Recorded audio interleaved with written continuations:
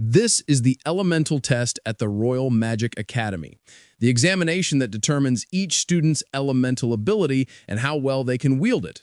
The test begins, and the Emperor's daughter herself reveals a light elemental ability of 52%. Next is Seth, one of the Academy's best students. His result shows an elemental control of sand at 71%.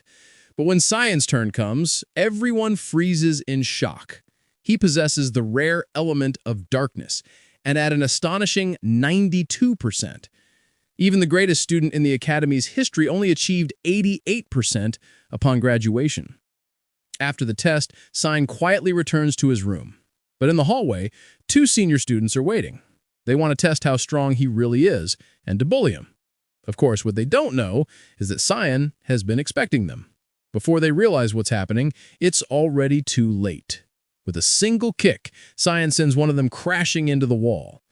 And you may wonder, what kind of mage has such physical strength and speed? The answer is simple. He was a deadly assassin in his past life. Despite facing the continent's most talented squad of knights, Cyan Avert refuses to give up. He is the bastard son of a duke and the most feared assassin on the entire continent. For as long as he can remember, his father tasked him with supporting his legitimate brother from another mother and protecting the honor of their clan. In doing so, he became the hidden catalyst behind Ashilver's rise to power. He carried out every order without hesitation, taking on all the dirty work.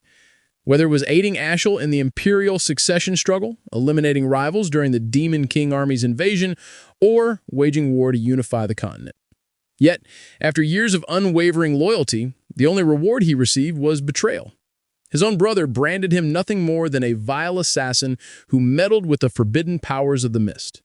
Using this as an excuse, Ashilver conspired to have him eliminated. Cyan couldn't stomach being discarded so easily after sacrificing so much without question.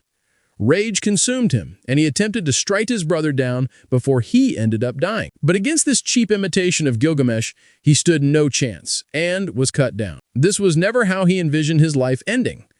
Then, a miracle occurred. He opened his eyes and found himself back in the past. And the very first person he saw was Emily, the maid he hadn't laid eyes on in 20 years. His eyes scanned the room. It's definitely the past. He remembers this moment clearly. It's 27 years ago, the year 985, 1 year before he enters the academy. Every year, the duchy hosts a training duel. And this year, Duke Vert, the current head, and their father will be watching. Today's opponent? His half-brother, Cranvert. They're the same age, but Cran is the son of Margaret Oz, the Duke's wife, which meant all the attention went to him. Even though he was just as young, being born to a different woman made all the difference. After this duel, he becomes the butt of every joke in the family. This match is why their father stopped even acknowledging him. The maid quietly urges him to back out before getting hurt. He ignores her and draws his rapier. The weight of the weapon catches him off guard. His strength really is that of a child. It doesn't feel like a dream. There's no illusion magic at play here. He accepts it. This is real. He's back. Cran sneers and mocks him, wondering why he hasn't run off yet. The Duke signals for the match to begin. His opponent lunges immediately, but Cyan's eyes catch the movement. It's sluggish, obviously. He dodges without much effort. A quick twist of the wrist knocks the blade aside. He kicks a leg out, sending crowns crashing to the ground. The Duke watches, mildly entertained, while Margaret stares in horror. A single thrust to his throat would end the match and give him victory. But he hesitates. Winning isn't enough. In his previous life, Cran made him miserable for fun. Now that he has the upper hand, he might as well crush that smug attitude for good.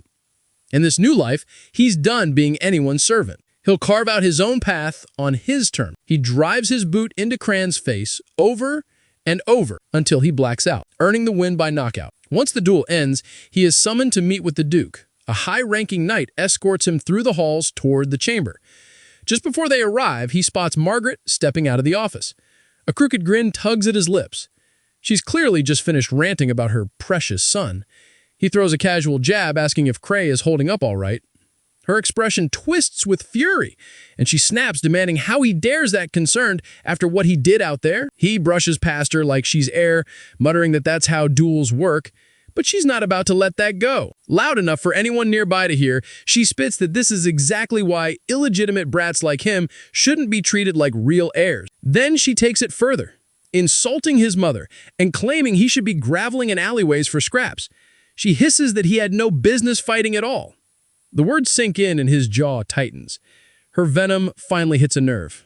His anger simmers, sharp and silent. He briefly considers killing her, but settles on a more satisfying plan to make her suffer instead. He, of all people, knows exactly how to break her slowly and deliberately. Cyan informs her he'll be enrolling in the academy, with Crayon. She squints, unsure what he's getting at, so he spells it out. His tone, sharp and deliberate. She wouldn't want her son graduating without his limbs intact. Her focus should be on him now. She steps forward, but the knight blocks her way and says the meeting with the Duke is urgent. They don't have time to wait. He gives her one last smirk before turning toward the Duke's chambers. He walks into the office and offers a formal greeting. Memories flicker. His father's face, and it's been 15 years since they last met in person. The man, Duke Willius Vert, the mighty feudal lord of Velis, defined by many titles. The continent's shield, the hero who held back the demon onslaught for years with sheer magical might. He carried that burden to his last breath during the demon raid. All he ever wanted was peace across the continent. But Cyan sees him differently. A man who chose to live his entire life as a servant of duty when he had the freedom not to is nothing but a fool. The Duke skips past greetings and gets straight to business, telling him that the moment Cran charged, he locked onto the sword's trajectory and dodged. Then he asks how long he's known how to wield a blade like that. Our protagonist replies that he trained on his own every night. The Duke clearly doubts him and says he's never shown the slightest interest in swordsmanship, so why hide such skill? He answers that he didn't want to attract attention. The man finds it odd that he didn't hold back against Cran and questions whether that level of aggression was really necessary. Cyan says he needed to prove something, that he's better than Cran. Despite their shared bloodline, the Duke breaks into a wide grin, intrigued and excited by what he just heard. He's gone beyond expectations. He tells him he could grow into a powerful and dependable ally for Aishel one day. Cyan freezes at the sound of that name. The idea of supporting someone like Aishel, now that he knows who he truly is absurd. Just like always, the Duke's obsession with Aishel hasn't changed. He grabs his son's hands and says he can ask for anything he wants as a reward. It'll be granted. He takes this chance as the opening shot to destroy everything Aishel's built, and asks to be sent to the battlefront. Back in his room, the maid nearly jumps out of her skin when she hears what he's requested. She calls him insane for wanting to go to a place swarming with wicked creatures and demonic monsters. The Laos, the western territory of the Uchif Empire, is the only region that qualifies as the true battlefront, and even Lima Valley is considered the front line. It's a brutal war zone that's been locked in a fight against demons for centuries. Because of that, his father gives him one condition. He has 1 month to become strong enough to be worthy of entering Lamalea Valley. He has no clue how much stronger he needs to be to meet that standard,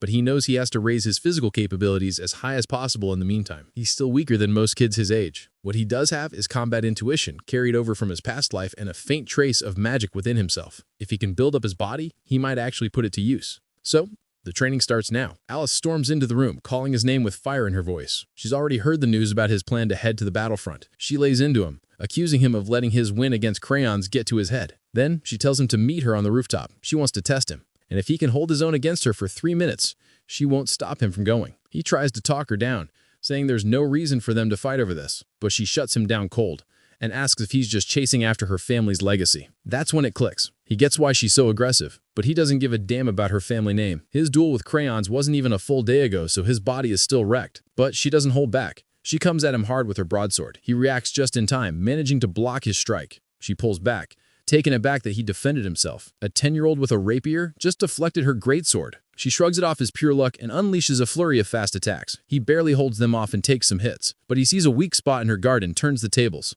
He parries, slips inside her defense, and counters his blade, aiming for her neck. She doesn't have time to dodge the counter, but Cyan twists his blade at the last second, giving her a window to escape. If he hadn't done that, she would have dropped dead on the spot. The mist sword technique wasn't built for mercy. Most of its fog-based forms are made for killing, which makes it hard to hold back, especially when his physical strength is still lacking. But now, he's starting to burn out. To make up for what his body can't handle, he's been forcing mana through his sword, and he's just about hit the wall. He catches her mid-chant, blending earth and wind into her blade, and shifts into stance. The determination on her face says she's going all in, so he braces for impact, knowing damn well that trying to block that hit could send him flying out of the castle. He charges, hoping pure adrenaline and blind faith will unlock his magic medium. But before their blades connect, the knight Yulin drops in and shuts the whole thing down, blocking them both. He scolds her for going too far on someone younger. Reality hits fast.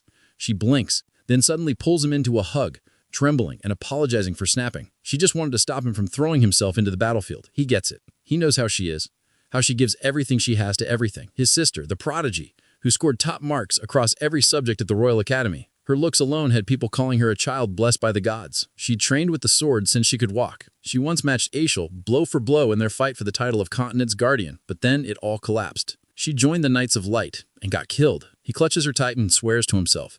This time, he'll protect her. In the middle of their moment, she turns to Yulin and narrows her eyes. Wasn't he the Duke's personal knight? What's he doing here if the Duke already left for war? The knight says he's just acting under orders to guard Cayenne while the Duke's away. It's supposed to be a quiet mission.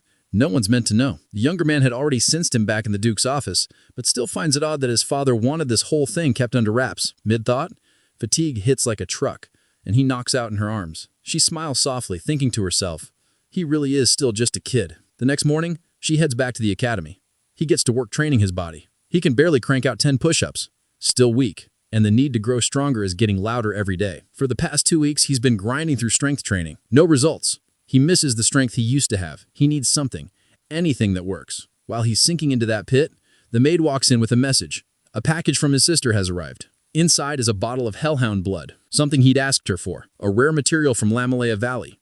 The blood of a demonic beast notorious for its horrible stench and burning taste. People say it's poisonous, but from experience, he knows better. It gives a permanent boost to mana and physical power. The maid looks horrified and asks if he's really about to drink that stuff. He shrugs and tells her that after surviving her cooking, this is basically tea, then downs the whole thing in one go. The heat and rush of power is spread through his system. Then he says he's heading out for a walk. He goes to a spot he remembers clearly from his past life. He's been waiting for 2 weeks to do this specifically for a moment when I isn't around to report back. Years ago, Aishel received a divine revelation from Luminel, the god of light. It spoke of an ancient temple hidden in the mountains. He hadn't believed it then, but the place turned out to be real, a zone where mana gathers in heavy concentration. In this timeline, though, that prophecy hasn't happened yet.